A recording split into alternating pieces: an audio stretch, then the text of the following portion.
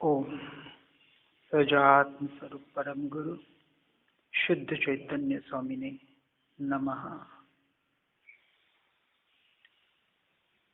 आज से हम ब्रह्मचारी श्री रविंद्र जी आत्मन द्वारा प्ररूपित श्री रत्नत्रय विधान को कर रहे हैं।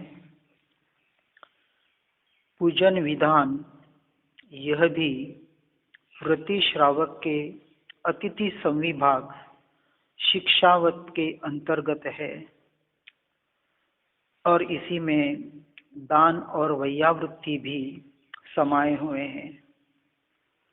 पूजन भक्ति लौकिक कामनाओं के पूर्ति के लिए तो होनी ही नहीं चाहिए। वो कामना की पूर्ति तो पुण्य के उदय से अपने आप हो जाएगी, परंतु पूजन और भक्ति का एकमात्र हमारा लक्ष्य अपने परिणामों की विशुद्धता के लिए ही करना है।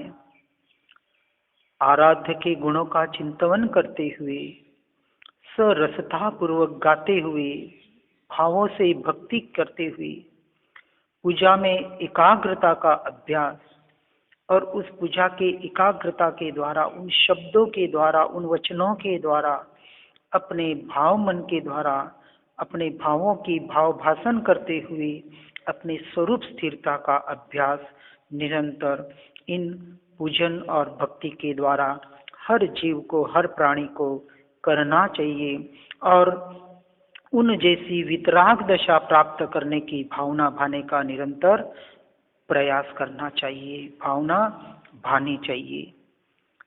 सामाजिक दृष्टि से पूजन विधान के आयोजन स्वस्थ मनोरंजन के साधन तो है ही, परंतु अपेक्षा से वास्तविक धर्म प्रभावना के निमित्त भी है। अतः इन आयोजन को निष्काम भावना से सम्यक उल्लास पूर्वक करना चाहिए, परंतु साथ ही में अहिंसा, मितव्ययता, सादगी व शुद्धता का भी ध्यान रखना परम आवश्यक है कि इन पूजनों में, इन आराधना के द्वारा कहीं हम अपने इन आचरणों के द्वारा अभद्रता का व्यवहार न हो जाए, इसका ध्यान रखें। कहीं हिंसा न हो और सादगी और शुद्धता पूर्वक हो, इसका हमें निरंतर वहाँ ख्याल रखना चाहिए।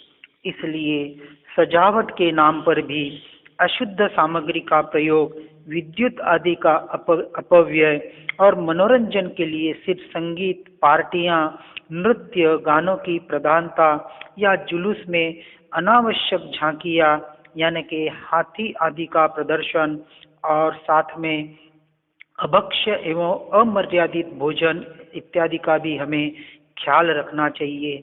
और अभक्ष्य के साथ साथ रिफाइंड तेल, वनस्पति घी, केमिकल के प्रयोग, बाजारू खाद्य एवं पेयों का प्रयोग कदापि उचित नहीं है। कम से कम धार्मिक स्थानों पर ऐसे अभक्ष्य भोजन का त्याग अवश्यमेव होना चाहिए।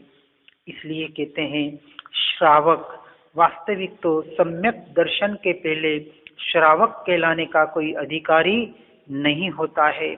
सम्यक दर्शन पूर्वक की क्रिया ही वास्तविक मोक्ष मार्ग का सच्चा पूजन और भक्ति कहलाती है। इसलिए सबसे पहले श्रावकपना लाने के लिए, सम्यक दर्शन की प्राप्ति के लिए इन पूजन भक्ति का भेद विज्ञान के द्वारा अपने स्वरूप स्थिरता के लिए ही एकमात्र प्रयोजन करना चाहिए। श्रावक का अर्थ है श्र से श्रद्धा, व से विवेक और क से क्रियावान, अर्थात जो अपने आत्मा व्यवहार से सदैव सद्गुरु सत्शास्त्र का और उनके निमित्त से, उनके उपयोग से अपने स्वरूप स्थिरता रूप आत्मा का निर्णय रूप श्रद्धा और उसी का विवेक व्यवहार से सत्शास्त्रों का, देव और गुरु का विवेक और निश्चय से अपनी आत्मा का विवेक और क्रियावान की इस पूजा भक्ति के द्वारा ये परद्रव्य के क्रिया के द्वारा अपने आत्मा की भेद ज्ञान रूपी जानने देखने रूप की क्रिया, ऐसे पर से स्व की ओर आने का जो सच्चा विवेक और विनय करता है, वही वास्तविक व्यवहार श्रावक और निश्चय श्रावक कहलाता है। सम्यक दर्शन के पूर्व की क्रिया व्यवहार श्रावक की है और सम्यक दर्शन के बाद की क्रिया निश्चय श्रावक की क्रिया है। इसको सही तरीके से हमें जानकर उस अनुसार अपना प्रयोजन करना चाहिए। अतः न्यायोपार्जित धन से ही सम्यक उदारता पूर्वक इन आयोजनों को करने का प्रयास करें। आज न्यायोपार्जित धन करीबन नहीं के बराबर हो चुका है, इसलिए सिर्फ धन के द्वारा हम कहीं पुण्य को या धर्म कर सकते हैं, ऐसी मिथ्या मान्यता को जड़मूल से उखाड़ देना है।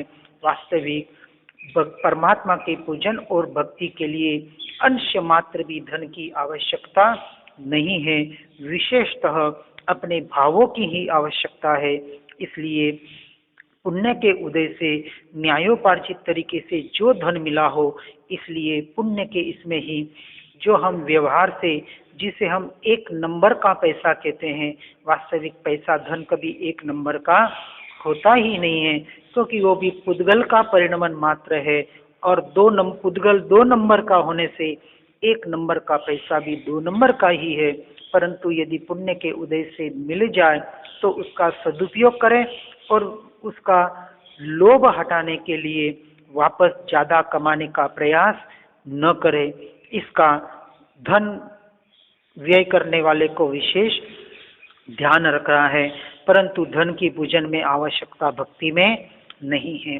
इसलिए भक्ति के साथ, पूजन के साथ स्वाध्याय भी प्रधानता से रहा करे और इसके निमित्त से समाज में, साधर्मियों में वात्सल्य बढ़े और हम योग्य अयोग्य के विवेक पूर्वक, अयोग्य का दृढ़ता पूर्वक निषेध कर सकें, इसका भी हमें ख्याल रखना चाहिए।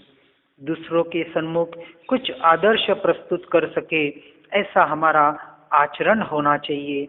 और श्री रत्नकरंड श्रावकाचार्य की वचनिका के अनुसार धर्म प्रभावना करने का प्रयास करें एवं अपने मोक्ष का, मुक्ति का मार्ग प्रशस्त करने का पुरुषार्थ करें।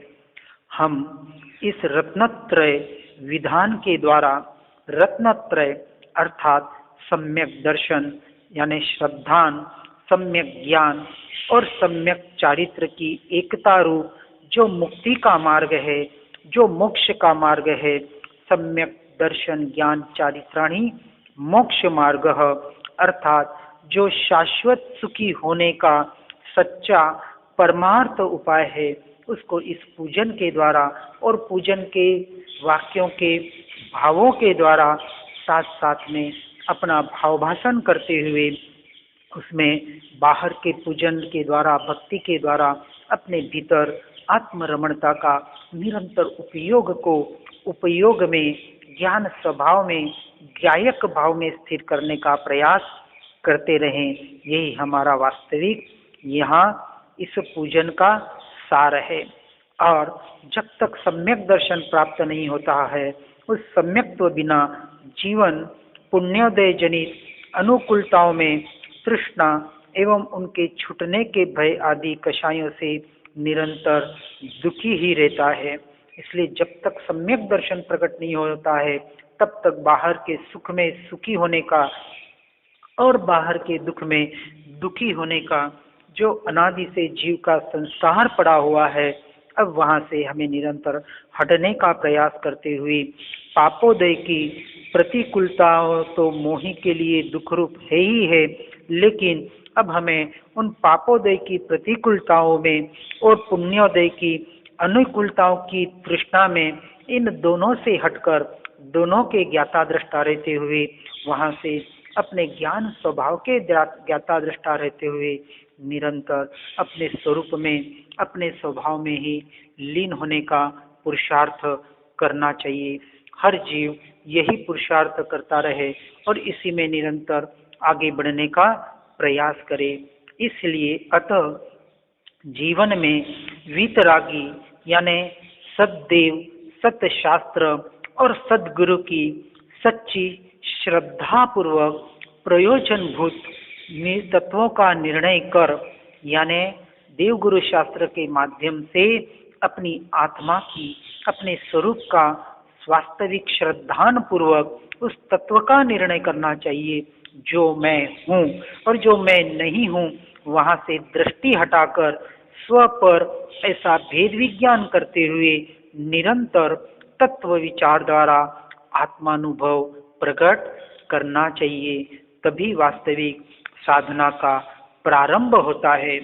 भेद विज्ञान के द्वारा जब तक प्रत्यक्ष अपने भीतर अपने स्वयं का आत्मा का अनुभव यानी अपने अस्तित्व का दृढ़ श्रद्धान टंकोत्कीर्ण निर्णय नहीं होता है और आत्मानुभूति नहीं होती है, तब तक सच्चे साधना की यानी मोक्ष मार्ग का प्रारंभ भी नहीं होता है। इसलिए मोक्ष मार्ग के प्रारंभ के लिए अपने तत्व निर्णय पूर्वक अपना आत्मानुभव करना, सम्यक दर्शन को, निश्चय सम्यक दर्शन को, आत्मानुभूति पूर्वक का सम्यक दर्शन प्राप्त करने का निरंतर पुरुषार्थ करते रहना, उसके बाद पुरुषार्थ की भी विशेष जरूरत नहीं पड़ती है, फिर सहज ही जीवन में घटित होते जाएगा। यदि सम्यक दर्शन नहीं होता तो उसके बिना अज्ञानी दुर्विकल्पों में ही भटकता रहता है। इसलिए हमने उस अज्ञानता को निकालने के लिए, उन दुर्विकल्पों को हटाने के लिए पहले ज्ञान स्वरूप अपने सुविकल्पों में आना है और अंत में निर्विकल्प को प्राप्त करके उस निर्विकल्प दशा के द्वारा अपने स्वरूप में स्थिरता के द्वारा उस केवल ज्ञान को प्राप्त कर अंत में अनादि अनंत अपने स्वरूप में लीन होने रूप उस मोक्ष को पर्याय में प्रकट करना है। सभी पूजन का, सबका सार यही है। इस सार को ग्रहण करते हुए हर भक्ति को, हर पूजन को करते हुए भाव भाषण की मुख्यता से सिर्फ शब्दों में और पर में न अटकते हुए अपने स्व की ओर, स्व लक्ष्य से ही हर क्रिया करने का प्रयास पुरुषार्थ करें। इसी भावना के साथ ओम अरहम ओम नमः। जिन वाणी के ज्ञान से हो सम्यक श्रद्धा, ओ चारित्र महान पाव पद निर्वाण, निज निधि निज में बताई, यह अनंत कार्य है। उसके लिए जिन वाणी मां को वंदना शतवार,